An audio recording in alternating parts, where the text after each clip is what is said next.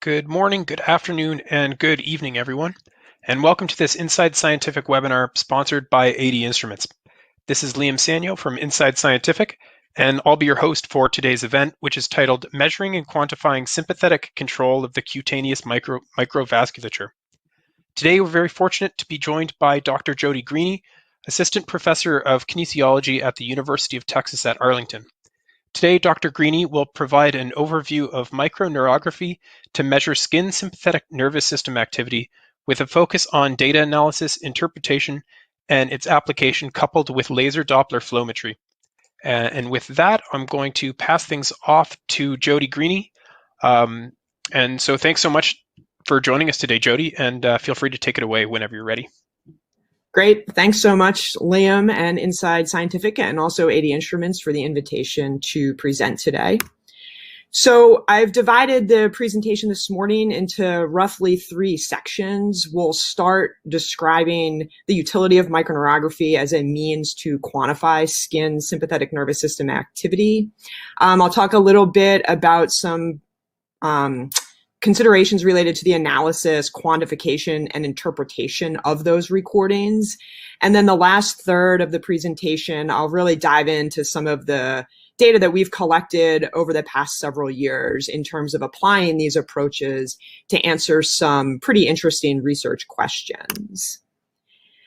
So I'm a big fan of figures that speak for themselves. This is the annual global climate report from the National Oceanic and Atmospheric Administration for 2020. So shown on the x-axis is the change in mean global surface temperature. And on the y-axis is every year since they started collecting these data way back in 1880. And it should be fairly self-evident that in the past several years, the mean surface temperature of the planet continues to warm at an exponential rate, really. I think calendar year 2020 will be remembered, obviously, for a lot of things.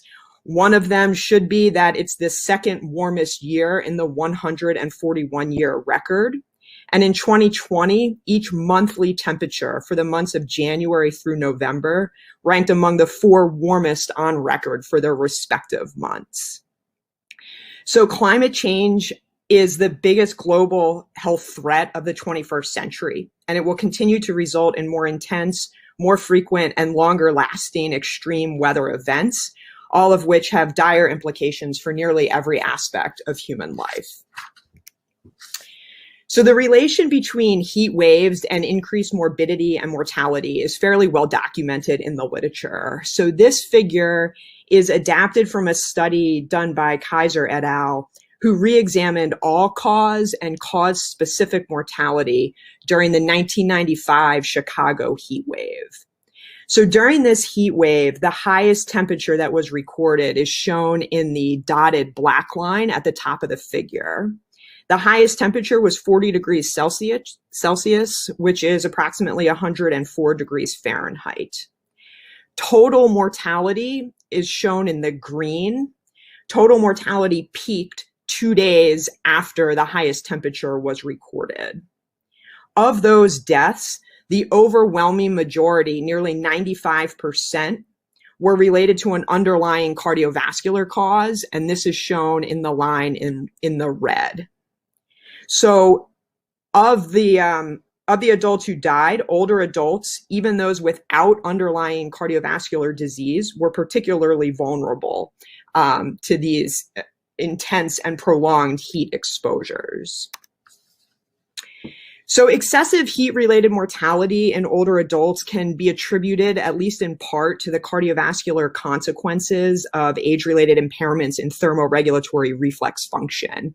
And so there's a lot going on in this figure, and I'm going to talk about very little of it. So these figures were based primarily on the classic studies by Rao and colleagues way back in the 60s and 70s, and then confirmed and extended by Chris Minson and Larry Kenny back in the 90s. So there are many changes that occur to the responses to whole body heat exposure in healthy older adults. But for the purposes of today's presentation, I'm going to be focusing exclusively on age-related impairments in reflex cutaneous vasodilation. So given the rapidly aging global population, we think it's imperative to more fully understand the mechanistic regulation of the integrated responses to whole body heat exposure, with the ultimate goal of identifying possible intervention strategies to alleviate the increased risk incurred by healthy older adults. So in humans, the thermoregulatory system is governed by multiple interrelated neural reflex arcs. So the thermal input signal, which is shown in the equation on the left of the slide, is a weighted function of both core and mean skin temperatures. The resultant afferent neural signals are relayed to brainstem regions, primarily the preoptic anterior hypothalamus. This is where the input signal is compared with a set point, and the resultant error signal essentially determines the output. So the central integration of this thermosensory input ultimately results, in the case of whole body heating or whole body cooling, in an increase in efferent skin sympathetic nervous system activity, which then determines the onset and gain characteristics of the thermoeffector organs. So this is namely going to control vasoconstriction and piloerection in the cold, and vasodilation and sweating in the heat. So now I've talked about climate change enough. Now we're going to talk more in detail about microneurography as a methodological approach to measure skin sympathetic nervous system activity. So Vaughn Macefield and Jackie Lindberg have recently given webinars on the same platform, and I think you can actually access them in the resources tab. They're both really excellent, and I encourage you to give those a listen if you're interested in hearing a bit more. So briefly, microneurography can be used as a tool to directly measure neural activity from unmyelinated nerve fibers, including efferent postganglionic sympathetic nerves. So with this technique, a tungsten microelectrode is inserted and positioned into an underlying peripheral nerve. Now, primarily for convenience, the most commonly utilized peripheral nerves are the perineal nerve, shown in the figure on the left, the popliteal, and then also the radial, median, and ulnar nerves in the upper arm. The electrodes themselves are then attached to a grounding unit and a preamplifier, and ultimately the filtered neural signal is rectified and integrated, and most investigators use the resulting mean voltage neurogram to perform any analyses and interpret data. So I did just want to show a picture in the figure on the right of the fact that some investigators have more recently adopted the use of ultrasound-guided microneurography to aid in the location of these peripheral nerves. This is a helpful procedure to use, particularly in populations in which the nerve may be more challenging to access, for example, obesity. However, I do want to note that the ability to use ultrasound to help find the peripheral nerve does not in any way replace the need for basic training in the microneurographic technique itself.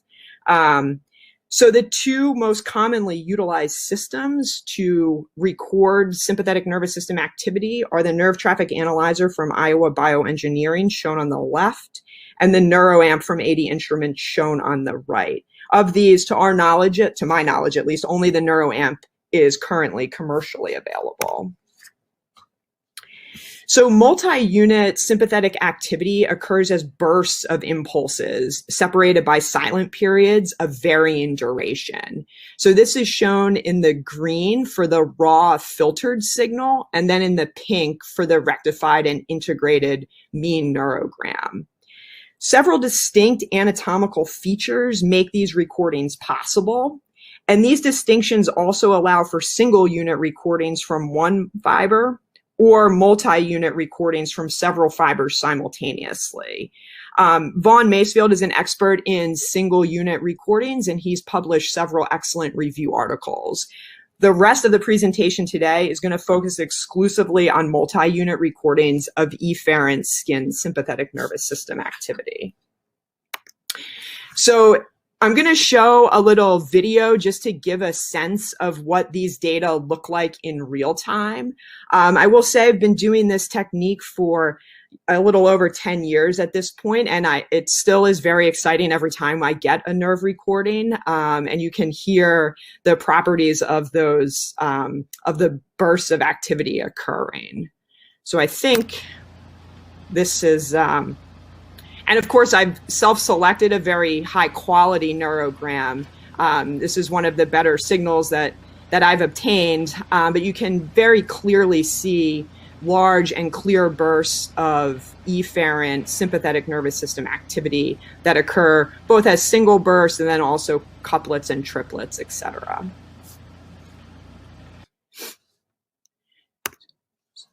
So in addition to being challenging in terms of inserting that electrode into a peripheral nerve, there's additional challenges depending on whether the recording electrode is maneuvered into a muscle or a skin fascicle.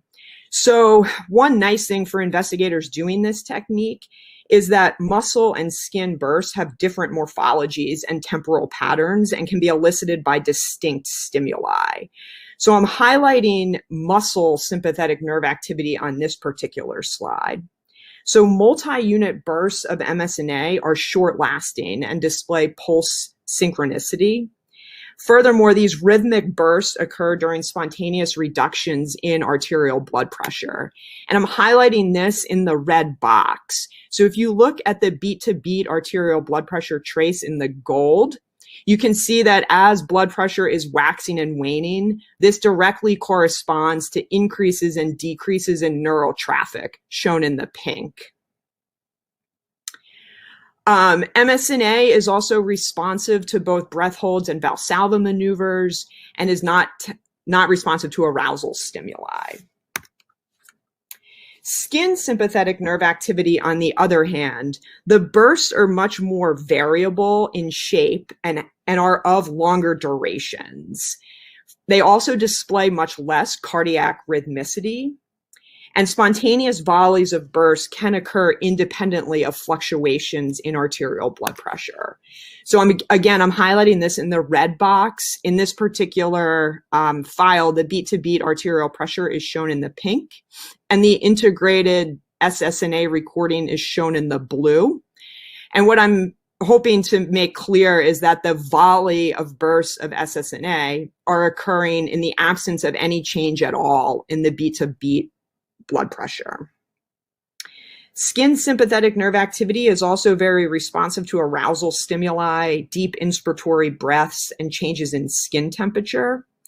And as with MSNA recordings, afferent discharges can be elicited and used to confirm a recording. The afferent, or the area of neural innervation, is the dorsum of the foot and the lateral aspect of the lower leg. So because this technique can't get challenging enough, it's also common to receive interference from one or the other type of neural recording when performing the technique. So these mixed recordings are, again, one of the many technical challenges associated with microneurography. But given the differing characteristics that we just discussed on the previous two slides, coupled with MSNA and SSNA being responsive to discrete stimuli, illustrate not only that the sympathetic nervous system is highly differentiated, but also that we can target investigations to examine skin-specific reflexes and control mechanisms. So I'm going to talk a little bit in the next several slides about our laboratory's approach to measuring SSNA during whole body thermal perturbations. So a variety of methodologies have been used to both passively heat and cool individuals. The focus today is going to be on the use of water-perfused suits, simply because that's what we use, and also it's relatively common in the field. So these water-perfused suits are neoprene suits that have individual small tubes sewn into them, which you can see in this picture, sort of. I wish I had a laser pointer, but hopefully you can see the individual tubes. We can then perfuse circulating water of whatever temperature we want through the suit. In terms of our whole body heating studies, we perfuse 52 degrees Celsius water through the suit. This elevates skin temperature, And it's these increases in skin temperature that subsequently drive increases in core temperature, sometimes as high as 40 degrees, although most studies stick in the 38 to 39 degree range. Importantly, in terms of understanding SSNA and the control of reflex cutaneous vasodilation, one advantage of using the water-perfused suit model is that it permits the evaluation of skin blood flow in areas that are not covered by the heating source. So, for example, the lower leg or the arm. It also gives the investigators the ability to access just about every region of the body, assuming the suit has zippers and openings and whatnot. So this is now a picture of our experimental setup for measuring SSNA during whole body heating and whole body cooling. So in the majority of our heating studies, core temperature is measured using an esophageal probe. I am going to be presenting some data where we've estimated core temperature using a sublingual probe, and certainly investigators have used other means of measuring core temperature as well. We also continuously measure skin temperature using thermocouples affixed to the surface of the skin. We've talked ad nauseum already about the measurement of sympathetic outflow using microneurography. This is shown in the green box on the individual's lower left leg. We couple this with assessments of thermoeffector output. And again, because Dr. Kenny's lab has historically been interested in understanding reflex cutaneous vasodilation, we measured that exclusively and not sweating. So we use laser Doppler flowmetry to estimate red cell flux. And importantly, this allows us to isolate reflex mechanisms because we're able to clamp the local temperature at thermoneutrality where those laser Doppler flowmeter probes are. And of course, we continuously measure heart rate and blood pressure throughout these protocols. During whole body heating studies, in order to maximize the increase in core temperature, we also have the subject wear an impermeable suit over top of the water-perfused suit. And this is simply to prevent the evaporation of sweat. So shown on the bottom in the green is a representative tracing of SSNA at baseline on the left. So again, the burst characteristics should look fairly similar to the characteristics that I described for you several slides previous. And then shown on the right is the SSNA response to a whole body heating protocol that was designed to elicit a 1 degree Celsius increase in core temperature. And so the point that I'm hoping to make in that condensed figure on the bottom right is that the density of the green color gets much more pronounced as you move from left to right. So as the body gets hotter, SSNA is going up. And that's happening not only from an increase in burst frequency, but also an increase in burst area. So the bursts are getting larger as well. And I do want to make the point on this slide that an additional challenge, at least that we've run into with skin sympathetic nerve activity, is that the bursts appear morphologically different during cold stress and during heat stress. So at thermoneutrality and during cooling, the predominant bursts are wider and have a longer duration. They look a lot like the large bursts shown in the lower left figure. In contrast, during whole body heating studies, the bursts actually appear much shorter in duration than what's observed during normothermia. And in our hands, at least, during passive heating, bursts of SSNA actually appear morphologically similar to recordings of MSNA, which is challenging as an investigator when you're pretty sure that you have a quality skin nerve recording, and then you begin your heating protocol, and all of a sudden the bursts look just like MSNA. It can be a little bit disorienting. Although I will say this observation is consistent with published original SSNA recordings from several other laboratory groups, so it seems to be fairly consistent. So I'm showing here another video taken during a whole body heating study. So there's actually be two video clips right in a row. The first is just showing the setup of the microneurographic system and the electrode in the participant's lower leg. The second is going to show data being collected into our data acquisition system in real time. The caveat that I'll make on this slide here is that these videos were never recorded with the intention of being distributed to a large audience. So they are not high quality videos, and I was like walking around with my phone. So it's going to look a little bit jerky, but hopefully it makes the point. It makes the point about how challenging these studies can be, not only for the investigator, but also for the participant. So it looked like several people in the poll at the beginning of the presentation have been fortunate enough to participate as a subject in these types of studies. It's not comfortable. I mean, we're not allowing them to evaporate any sweat. They also have to remain still and relaxed for the duration of the experiment, which can be challenging as well. Shown in this video now is the neural signal being recorded, and I think it will be fairly obvious to see in the blue tracing that some bursts look just like the skin bursts that we're used to seeing. They have multiple peaks, they're of varying duration. On the other hand, some bursts are going to look a whole heck of a lot like muscle sympathetic nerve activity bursts. But regardless, this is a fairly good recording in terms of signal quality. And you can see, obviously, we're also measuring oral temperature in this particular experiment using a sublingual probe. One of the challenges for investigators doing these sorts of studies is that unlike other perturbations, for example, hand grip exercise, there's no opportunity to adjust the electrode if the position moves throughout the experiment. In other words, once you begin heating the participant, you're really kind of locked into whatever recording you have with no time to make any adjustments if you happen to lose the signal or if the participant becomes uncomfortable and develops some underlying muscle tension.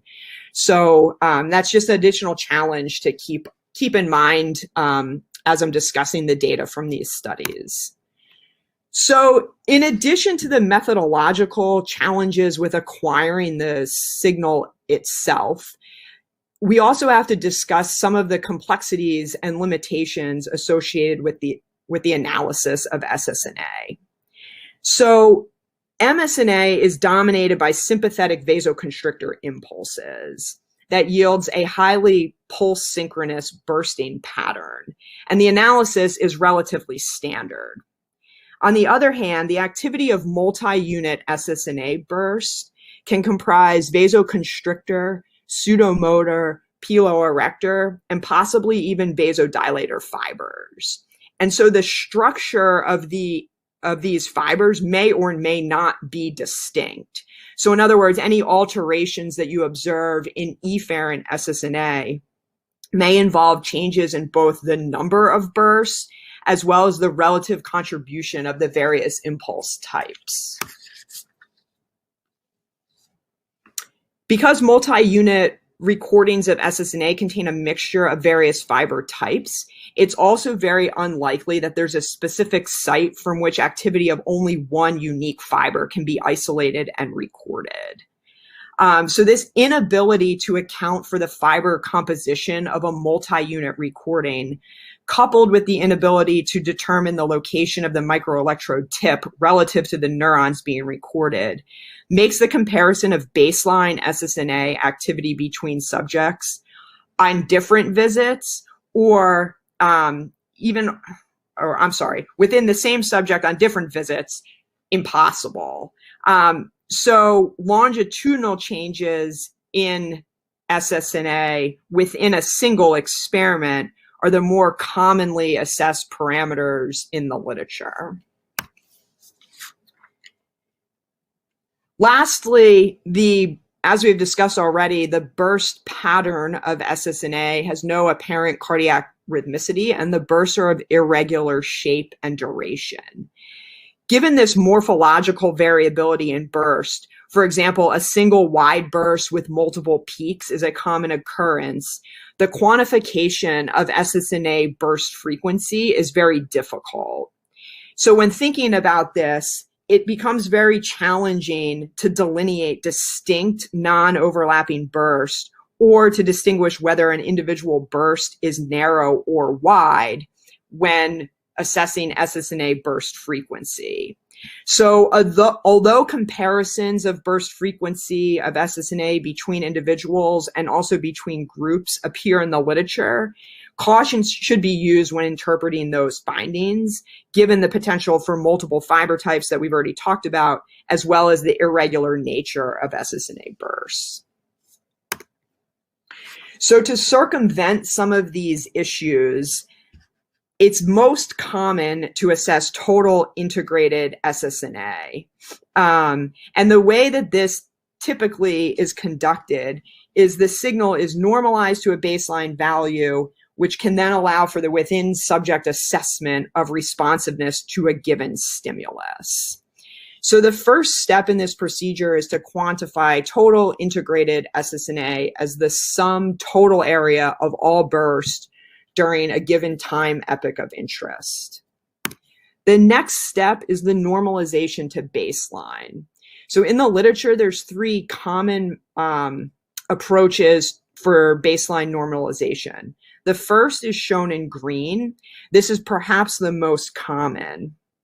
So for this analytical approach, bursts are identified, and then the total activity, or the area under the curve, is calculated for all of the bursts within a given segment. Once that's determined as essentially being the mean strength of the signal, then that baseline segment is oftentimes assigned an arbitrary value of 100 or 1,000 units, for example. SSNA that's recorded during a subsequent provocation is then analyzed as a change from that normalized baseline value. The second normalization technique is shown in the red. So this technique's less commonly used, but investigators have attempted to calibrate the full range of the SSNA signal on a scale of 0 to 100 or 0 to 1,000 arbitrary units, where 0 represents the absence of neural activity and 100 or 1,000 units represents the tallest spontaneous burst that occurs without any stimulus. The last technique, or the last approach to baseline normalization, is shown in the blue. And this involves identifying a baseline segment that contains a long non-bursting period and then calculating the mean voltage of that period. So essentially setting a baseline in the absence of SSNA burst to 0 arbitrary units. And then the area of integrated bursts above this baseline can be measured during a sympathetic stimulus. Regardless of which of these normalization approaches is utilized, the third step in data analysis would then be to assess responsiveness of the signal relative to that baseline. And I also just want to make the point that some investigators have attempted to better understand the central mechanisms governing SSNA burst and variability using what I call fancy mathematical approaches, some of which are listed here. I will say that relatively few studies have used these types of assessments of SSNA, and as such, the results are difficult to compare across studies. So we've now entered the last third of the presentation, where I'll take everything I've discussed in terms of technically obtaining a microneurographic signal of SSNA and then analyzing it. And now we're going to apply it to better understand thermoregulatory control of sympathetic nervous system activity in aging. So shown at the top of the screen are the experimental paradigms that we use for our whole body heating and whole body cooling studies. For the heating studies, we collect baseline data at thermoneutrality, and then oftentimes heat subjects to an increase in core temperature of 1 degree Celsius. The cooling studies, on the other hand, thermoneutrality is, again, we collect baseline data during thermoneutrality and then impose a cooling stimulus to elicit a decline in mean skin temperature to 30.5 degrees Celsius. So shown in the panel on the left is total SSNA throughout the whole body heating protocol, shown on the x-axis. Heating is a very powerful sympathoexcitatory stimulus, and we see robust and large increases in SSNA in both young and older adults. However, the increase in SSNA during whole body heating is substantially blunted in healthy older compared to young adults. The findings are similar during whole body cooling, induced reductions in skin temperature. Again, note that the scaling of the y-axis is a bit different between these two figures. In our hands, the whole body cooling is not as as powerful of a sympathetic stimulus, but nonetheless, we do see large increases in total SSNA in young adults. And this response is nearly absent in healthy older adults. Again, demonstrating that thermoregulatory control of SSNA seems to be blunted in aging. So now if we come back to our working model, I now want to weave in the thermoeffector organ side of the equation. So I've showed you and hopefully convinced you that efferent skin sympathetic nervous system outflow is blunted in response to temperature stimuli in older adults. So our next question was how this may or may not be related to thermoeffector responsiveness. And again, our primary interest in the next series of studies that I'm going to show was sympathetic control of reflex cutaneous vasodilation. So to do this, we obtained an index of skin blood flow continuously on the dorsum of the foot, which again is within the area of neural innervation of the perineal nerve from which we are recording SSNA. The laser Doppler flowmetry probe was placed in a local heating unit. And in order to specifically isolate reflex mechanisms of vasodilation, this local heater was clamped at thermoneutrality for the duration of the experiment. So skin temperature was not allowed to change at the site of the measurement of skin blood flow. So I've already shown you in the green what a SSNA recording looks like during a whole body heating study. Now shown in the red is just an example of what a laser Doppler flowmetry derived signal looks like at baseline and then in response to whole body heating induced increases in core temperature. Now, again, we are ignoring sweating for the purposes of these studies, but that's not to discount it from a scientific perspective.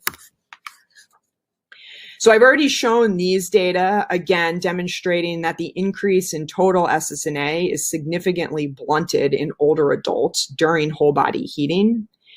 And that impairment is then mirrored by an impairment in cutaneous vasodilation. So shown in the figure in the right is cutaneous vascular conductance throughout the whole body heating protocol.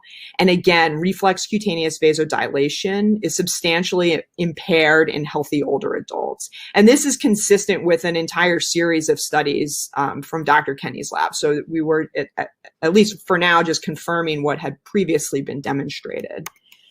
But our next question was really, how does this neural signal relate to the subsequent vasodilatory response?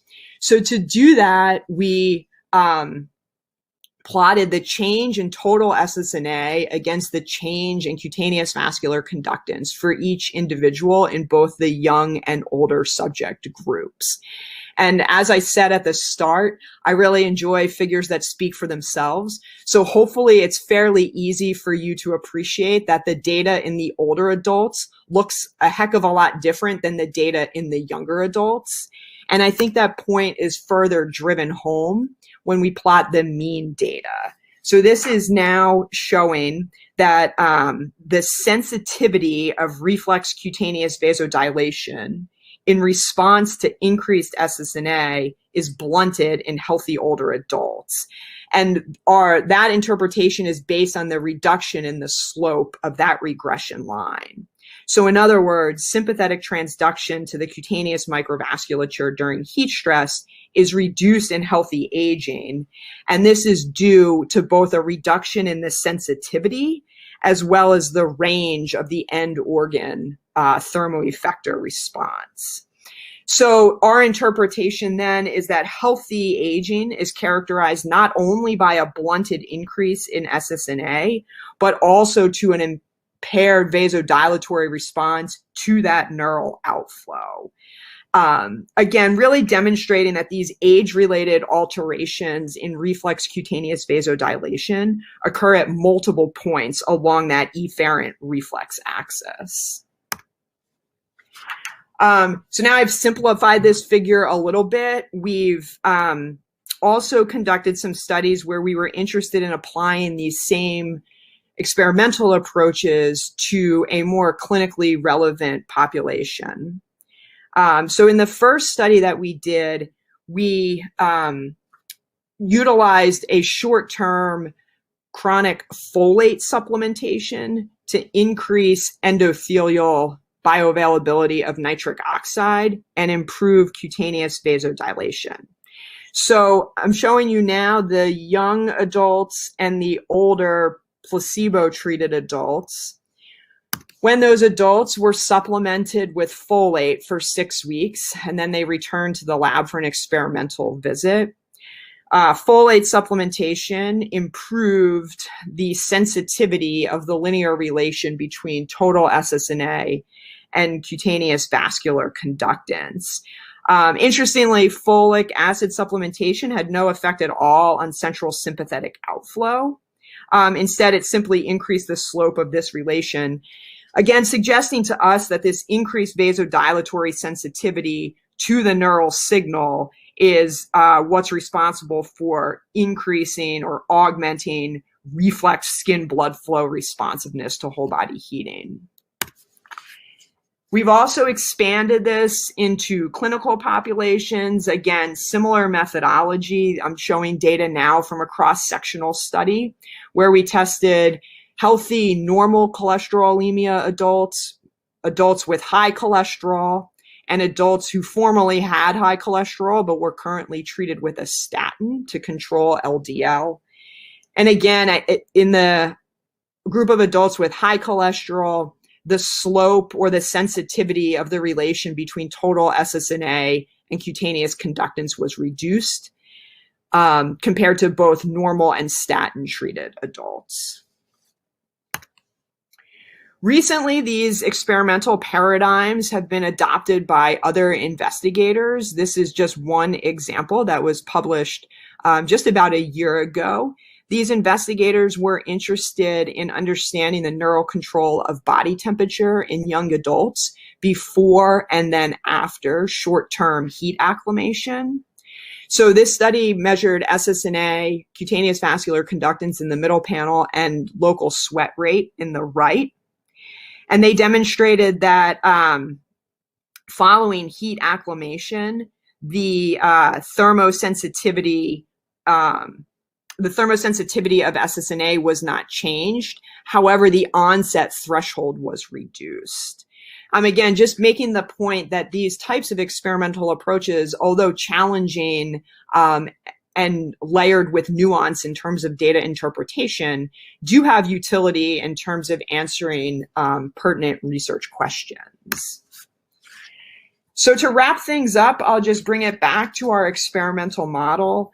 And just to make the point again that microneurography has clear utility, but as with all experimental techniques, is not without its limitations, particularly when it comes to assessing skin sympathetic nerve activity.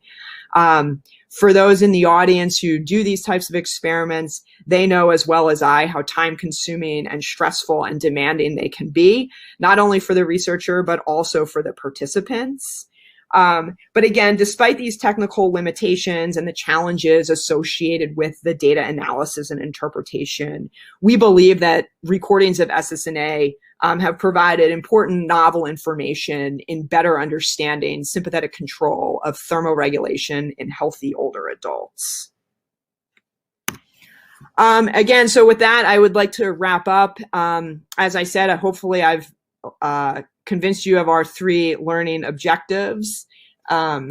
And of course, these studies were conducted while I was a postdoc at Penn State working with Larry Kenny, and also a special shout to Anna Stanowitz, who was in the room with me during all of these data collections as well. So that's all I have for you today. I'm happy to take any questions. Perfect. Thanks so much, Jody. Let's jump right in with the first question. Jody, can the same experimental approach be used to assess sympathetic control of sweating? I don't see why not. I don't have any personal experience with measuring sweat rate, as I said, because we were focused exclusively on the mechanisms controlling reflex cutaneous vasodilation. But certainly, neural traffic directed to sweat glands is a large component of efferent SSNA during whole body heating studies. So if anyone's out there, feel free to ask and then answer that research question. I'll look forward to reading about it. Excellent. Next question here, is the neural recording stable throughout heating and cooling? Yeah, so that's a good question that I alluded to a little bit when I was playing those videos. These are some of the most stressful experiments as a microneurographer that I've been in, because once you flip to the other water tank of either hot or cold water, you've really reached like the point of no return in terms of making fine adjustments to get a better quality signal, especially if the subject like shifts or coughs. During the whole body heating studies in older adults, the older men in particular always fall asleep and they like jostle themselves awake. So when that happens, it's really incredibly frustrating. We do our very best as investigators to make sure that the participant is relaxed and awake for the whole experiment to minimize any sort of reductions in signal quality or shifts in electrode position. But unfortunately, they happen and you just kind of have to deal with them. Excellent. Great answer. Here's a good question from Natalia, who's asked, does skin color influence laser Doppler measurements?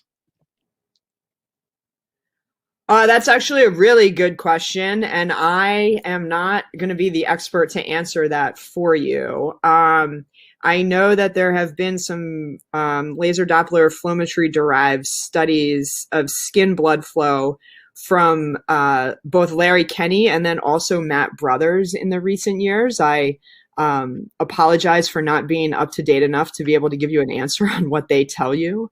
But I would start with a PubMed search of those two investigators. They should have some studies of skin tone and Caucasian versus African American in terms of skin blood flow responses. Great. Perfect. Here's a good question. How do you differentiate SNA from cutaneous, afferent, or motor fibers? So this is an interesting question. So we've actually tried to do things to elicit an afferent signal, and we've been completely unsuccessful. So obviously you can get an afferent response when you stroke, for example, the dorsum of the foot. You see the very clear afferent signal. We've tried to activate that separately using air. We've blown cold air on the foot. We've used menthol gel, and we've been unable to elicit an afferent response, at least in terms of the multi-unit recording. So I'm not sure if we'd have to talk to an expert on kind of the more nuanced types of recordings or like filtering that you can do to maybe drill down to the afferent signal. Motor units, you just kind of have to learn to deal with and do your best to make the subject comfortable to eliminate any interference from any motor nerves that you might be picking up. They're going to like really cloud signal quality and really make your data unusable. Excellent. Great answer. Good question here from Josh, who's asked, what do you think are some of the things causing the individual variation when plotting SSNA and CVC? Yes, that is a great question, and we've tried to answer it. I don't have a good answer for you, unfortunately. In that study, we also, anecdotally, we thought as investigators, just like noticing the subjects, we thought that fitness might be playing a role. It at least in our hands, it did not. Fitness could not be blamed for any of the variability. Let's put it that way. But certainly the study was never designed to be an assessment of fitness and like aerobic exercise. So that those were a more focused study to answer those research questions is probably necessary. Excellent, thanks. Another one here. In your experiments comparing SSNA and reflex cutaneous vasodilation in young and older adults, did you see differential responses between older men and women? Off the top of my head, I don't know. The subject groups in those studies were probably between 12 and 14 young and 12 and 14 older adults, with as close to a 50-50 split of men and women that we could. So we were definitely underpowered to make any statistical comparison between sexes. Anecdotally, I don't think that there are, but again, being so underpowered, I hesitate to make firm conclusions. Right. All right, here's a question from Joshua who's asked, how does your search strategy differ when trying to acquire SSNA versus MSNA? That's a really good question. So in my experience, SSNA, this is hard to do just speaking through a computer. In SSNA, I insert the electrode at a much flatter angle and I aim it more distal. Whereas for muscle SNA is usually, you have a better, at least I have found better luck going with a more proximal location of the electrode with a bit more of an angle up towards the fibular head. That's just me, though. I've actually never talked about this with any microneurographers, so I'd be curious to hear what other experts have to say. Perfect. Thanks a lot, Jody. And we've actually got a message from Larry Kenny, who's actually here, and he said that skin pigmentation does not influence laser Doppler flowmetry, but tattoos might. So there's an answer from the man himself. So thanks a lot, Larry. I spend most of my time blaming him for all these things. Oh,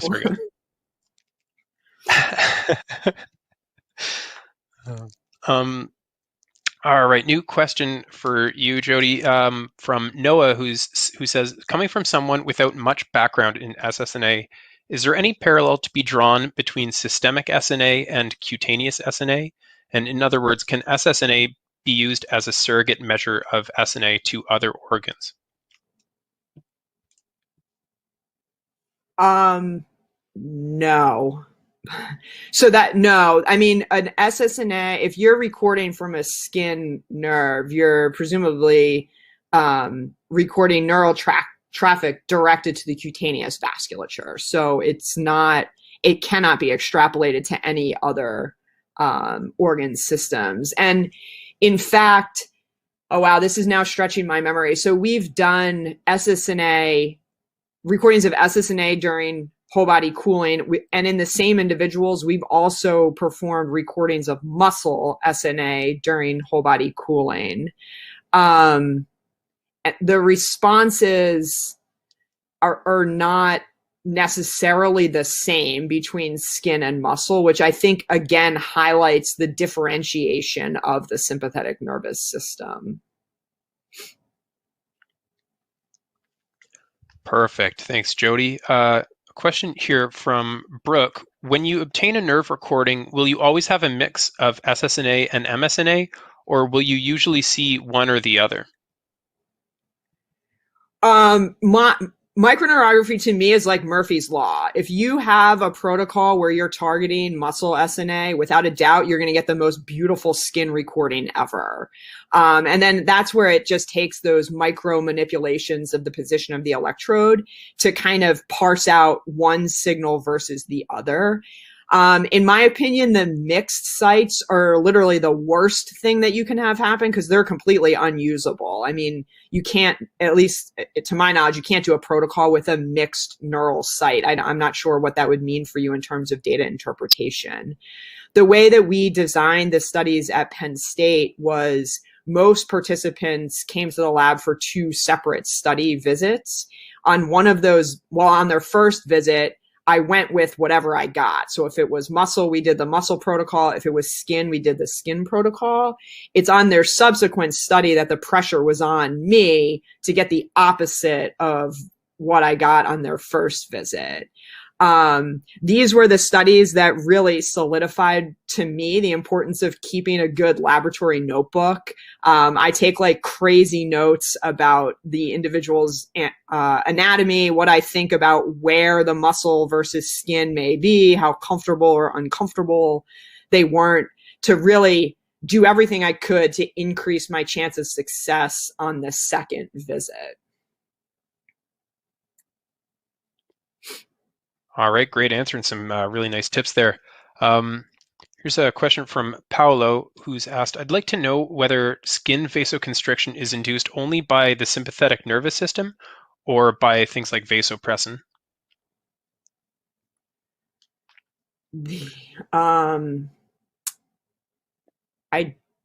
I think that it's only, I think that skin vasoconstriction is mediated by the sympathetic nervous system. I'm unaware that vasopressin would have a role in mediating cutaneous vascular responsiveness, although I have to be honest, I'm not entirely sure.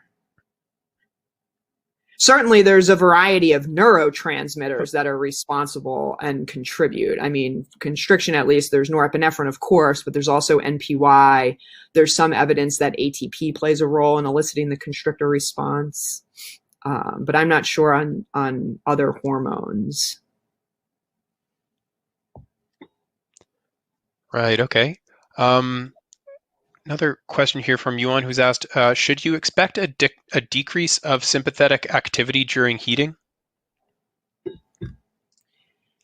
So that's a good question. And in fact, there is some evidence out there in the literature to suggest that SSNA declines at the onset of heating, which is thought to represent the withdrawal of vasoconstrictor tone.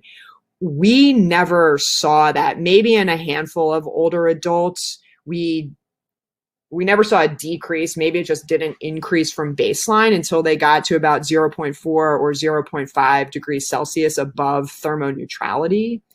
In most of the healthy young adults, anecdotally at least, when the hot water touches their suit, within like 3 or 4 minutes of it circulating, we started to see large increases in SSNA.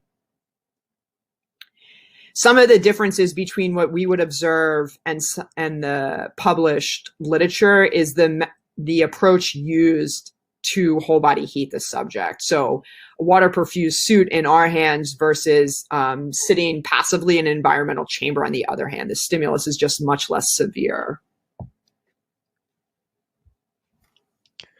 Right. I think we have time for just a few more questions here. Anthony has asked, what are common time delays between spontaneous changes in SSNA and observed vasodilatory responses? So we have not performed those studies, so I'm not entirely sure. For that reason, I really do hesitate to speculate much beyond that, I guess, unfortunately. Perfect. Okay, no problem. And I think, we'll make this next question the last one here. Martine has asked, how long can you have the electrode inserted?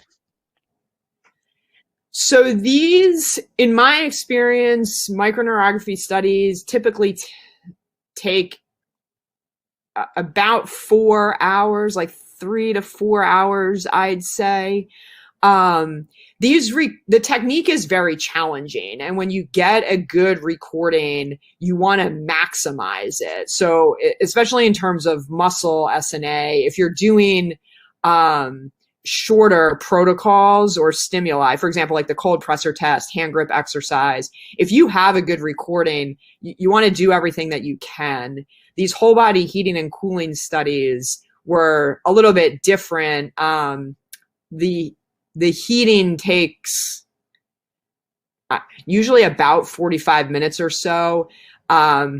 We have like a whole secondary arm of those studies that I didn't talk about. Once we got them to the 1 degree increase, we clamped them there for about 45 minutes. So in total, about 3 hours, which I think is on par for other microneurographers in the field.